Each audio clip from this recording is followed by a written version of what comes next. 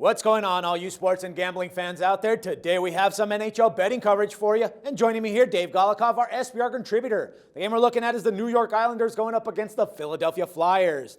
And the Islanders can punch their ticket into the playoffs for the second time in 3 seasons by securing at least 1 point when they visit the Flyers today. Now, they are only 1 point behind the second place Washington in the Metropolitan Division, and they've already beat the Flyers 3 times this season, man. Do you think they can do it again, Dave? I think that in this spot, it's definitely a possibility. The Islanders have, they seem to be through their slump at least. They've won 2 of 3. The one loss was a shootout loss.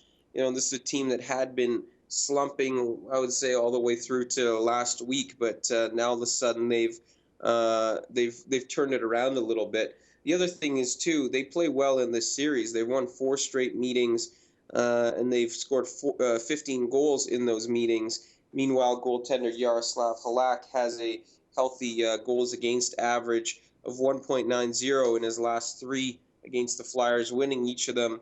You know, they seem to play well in this series. They seem to be through their slump. Flyers are a hit-and-miss team these days, as they have been all season.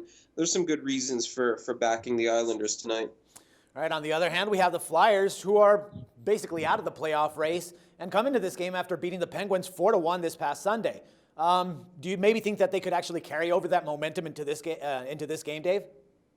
I think so. It's a possibility. The Flyers have been a competent home team this season compared to how they've been on the road. I mean, at home, they're a respectable 22-16 compared to how they are on the road, which is for the most part, a disaster. Only 2 or 3 other teams in the NHL have fewer than their 10 road wins. So Flyers are a complete mess on the road. At home, they're quite competent. And one of the things that goes unnoticed about this Flyers team is just how well Steve Mason has played in net. His 2.16 goals against average is, I think, 4th best in the league. His save percentage is 2nd or 3rd. You know, he's played really well for this team. Plays even better at home, $1.89 goals against average and .941 save percentage when he's at home. So you take a look at that, and then you factor in the Isles. Well, they have played well. They did win 2 of 3, but prior to that, what did they lose? I think that's even with those wins, they've still lost 8 of 11. So, I mean, if you believe that they haven't really turned it around, that beating Detroit and Buffalo isn't really saying much. You know, Isles still on the road. You have to lay juice with them. I mean, there's some unattractive features if you're looking at the Isles in that regard. So, I mean, there's good arguments for both teams here.